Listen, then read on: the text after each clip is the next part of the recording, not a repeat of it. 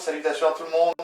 Bonjour, bonsoir, tout dépend de l'heure à laquelle vous allez regarder ce partage. Je suis vraiment dans la joie que le Seigneur est permis parce que ce n'est pas évident, ce n'est pas facile de pouvoir toujours avoir du temps, mais par sa grâce, il nous donne la force, il nous donne la santé, il nous donne la pour remettre ces instants entre ses mains, car c'est lui qui nous donne cette capacité, cette possibilité de pouvoir échanger et que lorsque nous parlons, que ce ne soit pas nous qui parlons, mais ce soit son esprit qui puisse nous assister en toutes choses. Pour tout ce que tu es, reçois la gloire. Pour tout ce que tu es, je loue ton nom. Pour tout ce que tu es, j'élèverai ma voix. Seigneur, je t'adore pour tout ce que tu es. Seigneur, je t'adore pour tout ce que tu es. Voilà. Comme je venais de vous le dire, j'ai un petit thème que depuis quelques jours, depuis quelques temps, j'ai vraiment à cœur et je crois que Dieu a permis aujourd'hui que je puisse avoir ce temps-là. Et ce thème-là dont je vais parler aujourd'hui, il s'agit de connaître son étoile. Et oui, connaître son étoile, connaître son identité dans le royaume, connaître son identité là où nous sommes, car il est important, car lorsque nous ne connaissons pas notre identité, je pense que nous avons du mal à avancer, nous avons du mal à prendre position pour ce que nous sommes réellement, car beaucoup ne connaissent pas leur identité, et lorsque nous ne connaissons pas notre identité, je vous assure, c'est pas facile, ça crée des inquiétudes, ça crée des doutes, et on ne sait pas ce que nous sommes, où est-ce que nous pouvons aller, où est-ce que nous ne pouvons pas aller. C'est comme... je donne un bête exemple, terre à terre, nous sommes là par exemple pour nous qui sommes en Belgique ou en France ou dans le monde, quel que soit le lieu où tu te trouves comme moi ici, ben, si je ne sais pas que j'ai l'identité du royaume de la Belgique qui me permet d'aller chercher du travail, d'aller aller à l'école, d'aller aller me présenter pour un test de permis de conduire ou voyager même, aller à l'étranger, pour demander le visa pour aller à l'étranger, aller en Angleterre, ici et là, si je ne sais pas que j'ai une identité qui me permet d'avoir dit, mais tiens, vous avez votre carte d'identité, ça vous permet d'avoir accès à toutes ces choses, je pense qu'on aura cette assurance de pouvoir avancer, de pouvoir faire toutes les démarches dont nous avons besoin. Ben, c'est la même manière pour nous, nous qui sommes, nous le croyons, avoir été créés par le divin créateur et que nous ne venons pas de tout ce que les philosophes ont pu nous dire, bien qu'après ils ont changé la vie, même si on ne les a pas montrés publiquement. Voilà pourquoi nous voulons parler de notre identité, de connaître son étoile. Et pour connaître son étoile telle que le Créateur nous a envoyé dans ce monde ici, je pense que le mieux serait de retourner dans sa parole pour comprendre quelle est sa pensée et comment nous voit-il. Parce que souvent nous ne connaissons pas, nous ne savons pas comment nous voit-il le divin créateur, le Dieu tout-puissant, le Dieu élevé, le Dieu très haut qui a créé toutes choses. Donc toi, tu en fais partie et moi j'en fais partie aussi. Donc voilà, je vais prendre la parole si vous avez la possibilité de prendre la Bible. Premier ici, dans le verset, chapitre 1er, verset 14. Donc nous allons voir que dans Genèse là-bas, Dieu au commencement il a créé toutes choses, il a créé, vous allez voir à partir du premier verset, ce les temps, il a créé les cieux et la terre, il a créé les herbes, la terre, tout ce qui y contient. Mais arrivé au 4e jour ici, puisque c'est ça qui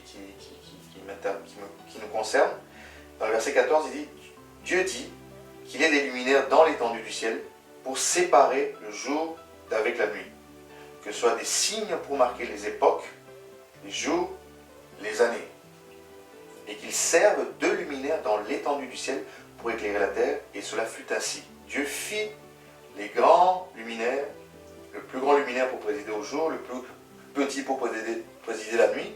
Il fit aussi les étoiles.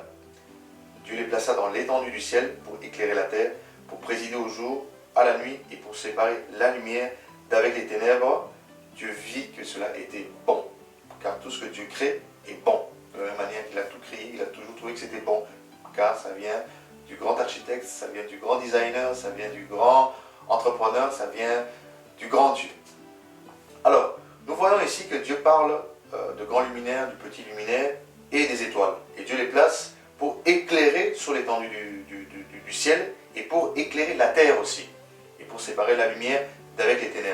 rappelez-vous, au début là-bas, Dieu au commencement a créé les cieux de la terre. Dieu a vu que la terre était dans un état de chaos, donc le tohu-bohu, donc il y avait des ténèbres sur la surface de l'abîme, et l'Esprit de Dieu se mouvait au-dessus des eaux. Et Dieu dit que la lumière apparaisse, et la lumière apparut. Donc la lumière existait déjà, il a juste demandé que cette lumière vienne apparaître pour illuminer, pour apporter l'éclairage dans les ténèbres qui régnaient. Parce que n'oubliez pas qu'avant ce passage ici, précédemment, il y a eu la chute de Lucifer, de Satan, le chérubin protecteur aux ailes déployées, selon Ésaïe 14. Vous pourrez aller lire aussi, où Satan a été déchu de sa place, de là où il était en haut, et il a été envoyé sur la terre. Et quand il est venu sur la terre, il y a eu un chaos. Et quand il y a eu un chaos, Dieu a voulu éclairer cette terre. Et il a demandé que la lumière apparaisse, et la lumière est apparue. Donc il n'a pas créé, il a demandé que cela apparaisse. Donc ça existait déjà quelque part, et cette lumière est venue. Et cette lumière n'est que celui qui dit que je suis la lumière du monde, Jésus-Christ de Nazareth. Parce que c'était le premier jour. Puisque ici, le passage du verset 14 nous parle des luminaires, le grand, le petit et les étoiles. Et c'était au 4e jour. Donc vous allez comprendre que le premier jour, on parle d'un luminaire, d'une lumière spécifique. Et au 4e jour, on parle de ce que toi et moi, vous et moi, nous connaissons. Le soleil, la lune et les étoiles que nous voyons lorsque nous sommes en pleine nuit. C'est là où nous comprenons que la lumière du premier jour, comme on l'a déjà partagé lors de nos précédentes vidéos, c'était Jésus-Christ lui-même. Parce que c'est la lumière du monde qui est venue éclairer le monde. Et ici, on parle de ces différents luminaires que vient de lire ici. Et on va prendre encore un deuxième et un troisième passage sur lequel on va se baser pour continuer dans notre thème ici. Genèse chapitre 15 ici. Ici on va voir qu'Abraham, qui est descendant en fait des fils de Noé, Noé avait trois fils, Sem, Cham et Japheth, et qui étaient entrés avec lui dans l'arche lorsqu'il y a eu les déluges pendant 40 jours, 40 nuits. Et lorsqu'ils sont arrivés à terre, ils sont sortis, ils ont béni le Seigneur, ils ont glorifié Dieu, et ils ont eu des enfants. Et dans la descendance de ces enfants-là, il y a eu Abraham qui est venu plus tard, si on regarde bien, c'était le 10e de la génération, parce qu'il y a eu les enfants de Sem, et les petits-enfants, jusqu'à arriver à Térak, qui était le père d'Abraham. Donc Térak qui veut dire frein, qui freinait Abraham pour entrer dans son appel. Et lorsqu'il mourut, Abraham, selon l'appel de Dieu, l'obéissance à Dieu, il est rentré dans son appel, il a répondu à l'appel de Dieu quand Dieu lui a dit de quitter la maison de son père, de ses traditions, de ses cultures, de ses abominations dans lesquelles son père Térak pratiquait. Donc raison pour laquelle Abraham a obéi, il est rentré dans son appel lorsque Dieu l'appela dans Genèse 12. Mais dans Genèse 15 ici, on va voir ici que Abraham revient de la défaite des rois, où les rois avaient retenu son neveu Lot qu'il avait pris avec lui, et lorsqu'il a vaincu avec ses ouvriers, ses soldats, toutes ces choses-là, ils ont vaincu, ils sont revenus avec les richesses, le butin qu'ils avaient pris, et il y a une rencontre avec Melchisedec, le roi de Salem. Donc le roi de Salem, préfiguration du prince de la paix, de celui qui est notre paix, celui qui est notre Seigneur, Jésus-Christ de Nazareth, c'est une préfiguration. Et après cela, dans Genèse 15, on va voir que Dieu le réconforte en lui disant qu'il sera son bouclier, il sera son protecteur, et il dirait que sa récompense sera grande. 4 du chapitre 15, Genèse 15, il va dire « Alors la parole de Yahvé lui fut adressée ainsi. Ce n'est pas lui qui sera ton héritier, mais c'est celui qui sortira de tes entrailles qui sera ton héritier. » Après l'avoir conduit dehors, il dit, c'est là où ça devient intéressant, Dieu lui dit, Abraham désespère, il dit, mais Seigneur, je m'en vais comme ça, je suis vieux, je pars sans enfant, sans héritier, tu me laisses partir comme ça, tu me parles, tu me promets, je crois en toi, je sais que tu es fidèle en ta parole, mais je m'en vais. Donc, en tant qu'humain, il a quand même été attristé. Il lui dit, regarde vers le ciel et compte les étoiles si tu peux les compter. Et il lui dit, telle sera ta postérité. Abraham eut confiance en Yahvé, qui le lui imputa à justice. Parce que Abraham croyait en Dieu, savait que Dieu était capable, savait que Dieu était le créateur de toutes choses. Il avait cette conviction-là. Il est confiant parce que Dieu lui a parlé. C'est la même manière quand on est désespéré, on est découragé. Mais quand Dieu nous parle, dans notre cœur, dans notre esprit, au travers d'une personne, au travers de sa parole, ça nous réconforte parce que c'est l'esprit qui vivifie. C'est l'esprit de Dieu qui parle au travers de sa parole, au travers de la personne qui communique, au travers le son, de la vision. On est convaincu de la parole de Dieu. Donc il dit, telle sera ta postérité, les étoiles que tu regardes dans le ciel, qu'Abraham ne savait pas compter, parce que c'était tellement une multitude d'étoiles, et Abraham lui-même était limité. Et Dieu lui dit, ça sera sa postérité. Parce que Dieu ne ment pas. Alors, verset 8, c'est par la foi qu'Abraham, lors de sa vocation, obéit et partit pour le lieu qu'il devait recevoir en héritage. Et qu'il partit sans savoir où il allait, par la foi. C'est par la foi qu'il vint s'établir dans la terre promise, comme dans une terre étrangère à Canaan, habitant sous des tentes, ainsi qu'Isaac, Jacob, les co-héritiers de la promesse. Car il attendait la cité qui a de solides fondements, celle dont Dieu est l'architecte et le constructeur. Oh, aïe, aïe, aïe. Cette parole d'Hébreu nous confirme ce que Dieu avait dit dans ses promesses qu'il avait faites à Abraham. Il dit, lève les yeux vers le ciel, c'était tellement nombreux, il ne savait pas. Mais telle était la postérité que Dieu avait promis à Abraham.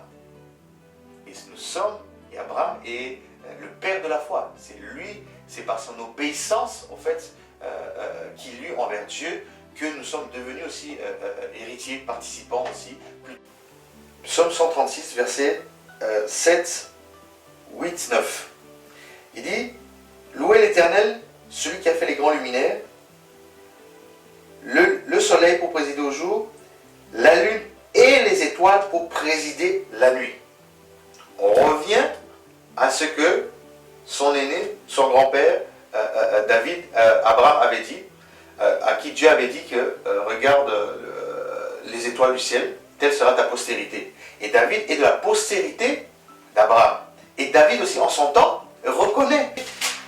Psaume 148, il dit encore, louez l'Éternel, louez-le, soleil et lune, louez-le, vous toutes étoiles lumineuses, louez-le, cieux des cieux. Alléluia. Psaume 150, il dit, louez-le, verset 6, que tous ceux qui respirent louent l'Éternel. My God.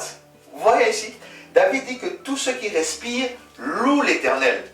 Mais il va faire un rapprochement entre ceux qui respirent et les étoiles lumineuses qui doivent louer le Seigneur.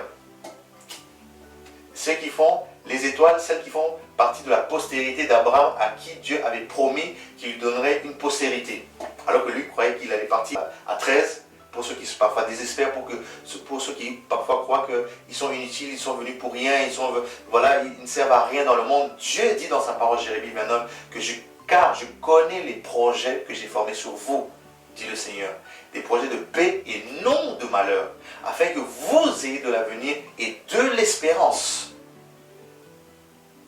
Dieu a un avenir pour nous. Dieu a tracé un avenir pour chacun de nous, parce qu'il y a une espérance qui est liée derrière cet avenir. Nous ne sommes pas des parasites, nous ne sommes pas venus par hasard sur la terre. Non, il faut enlever cette idée-là.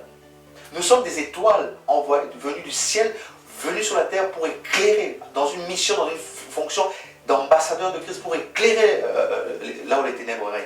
Voilà pourquoi il va dire ici, pour que vous ayez de l'avenir et de l'espérance. Vous m'invoquerez et vous partirez. Vous me prierez et je vous exaucerai. Vous me chercherez et vous me trouverez, si, toujours une condition avec le Seigneur, vous me cherchez de tout votre cœur et je me laisserai trouver par vous, dit le Seigneur. Donc le Seigneur est toujours là. Il nous tend la main. Nous sommes des étoiles venues dans un rôle bien spécifique, bien particulier. Donc c'est simplement pour te réconforter, pour t'encourager à ce que tu comprennes que tu n'es pas un parasite, tu n'es pas venu par hasard, quelle que soit ta couleur, quelle que soit ta race, quelle que soit tes origines. Parce qu'Abraham, quelle que soit la lignée familiale d'où tu es venu, quelle que soit, parce qu'Abraham, si on regarde ici, dans Genèse 12 là-bas, lorsque Dieu l'appelle, il était venu d'une famille, d'une lignée où son propre papa était dans des coutumes. Mais si maintenant, toi et moi, vous et moi, nous vivons dans ce monde dans lequel Dieu nous envoie, parce que nous savons que nous ne sommes pas des parasites, nous ne sommes pas arrivés par hasard. Donc dis-toi bien que si tu existes, si tu es dans ce monde, déjà, sur le plan biologique,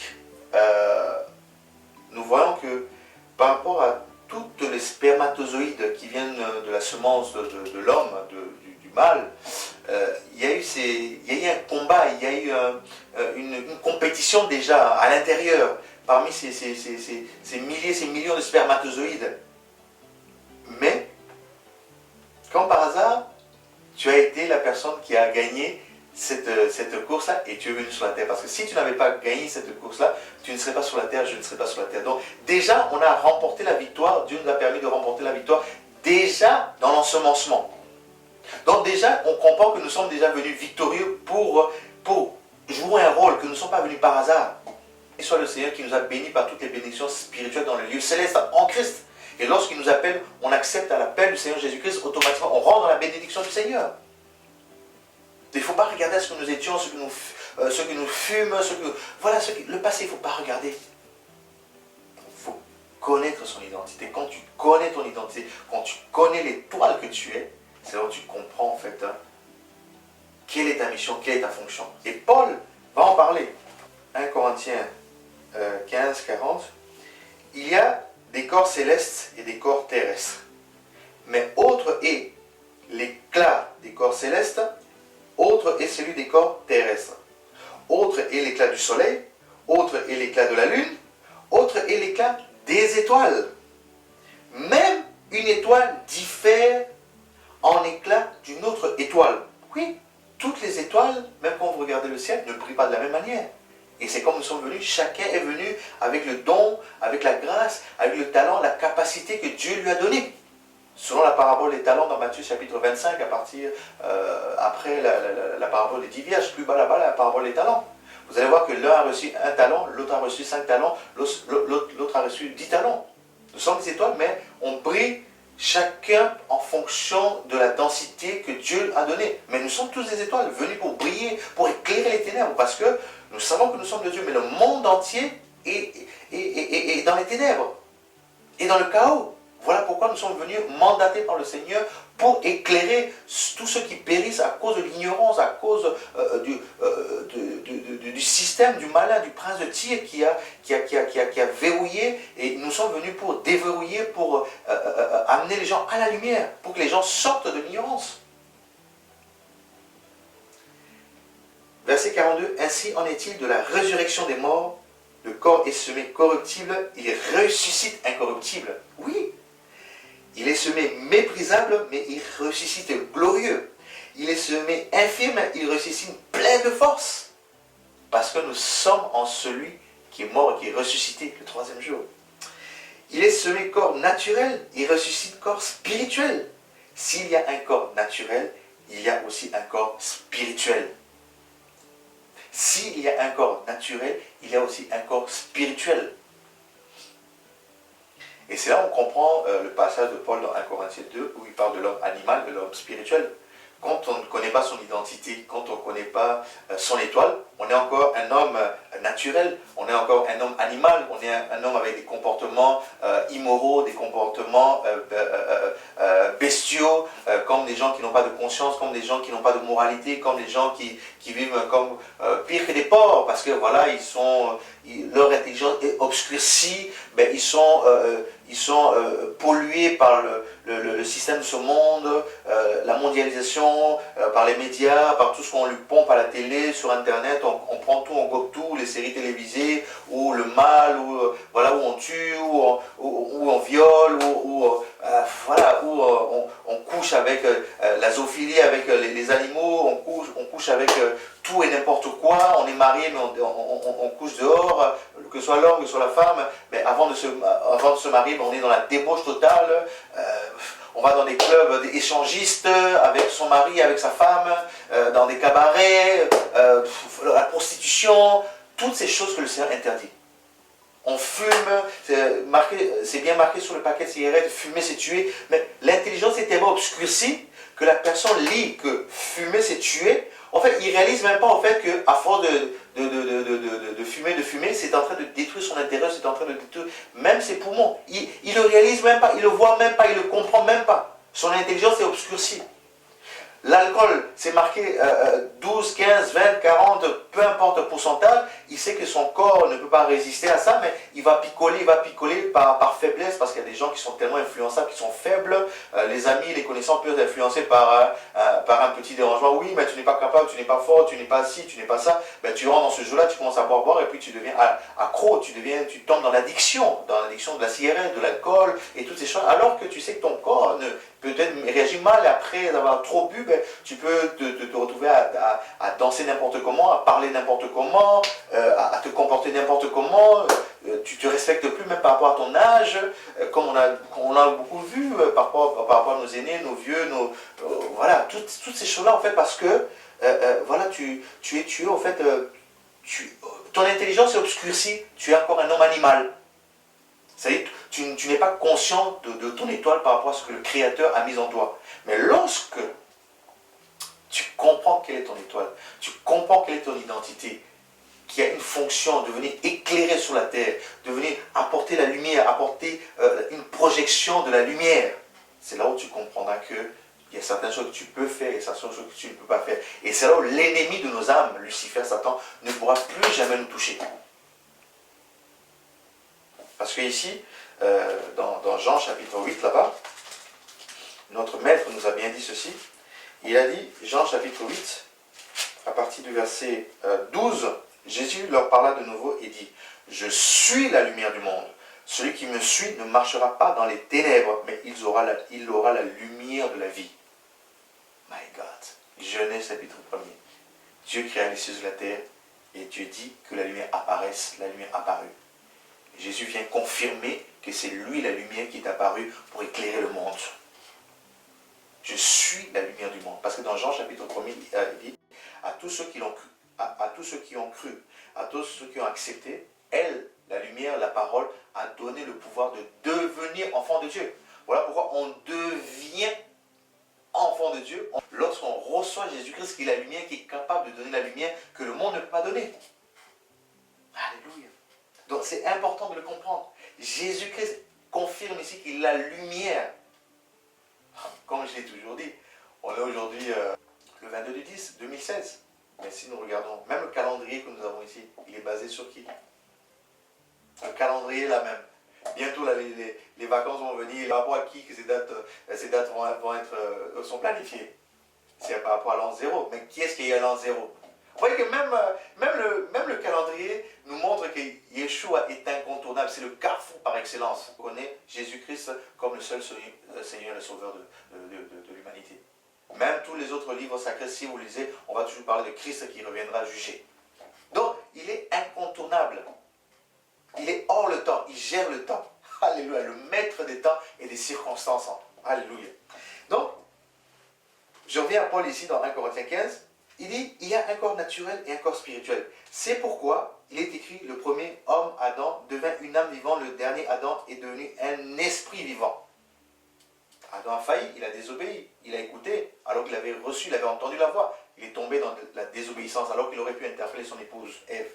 Mais il est tombé dans la désobéissance en écoutant. Mais on dit que le dernier Adam est devenu un esprit vivant. Mais ce qui est spirituel n'est pas le premier. C'est ce qui est naturel. Ce qui est spirituel vient ensuite. Ce qui est spirituel vient ensuite. Voilà pourquoi on devient enfant de Dieu dans le royaume quand on accepte la lumière du monde, la parole qui vivifie. Avant cela, on est animal.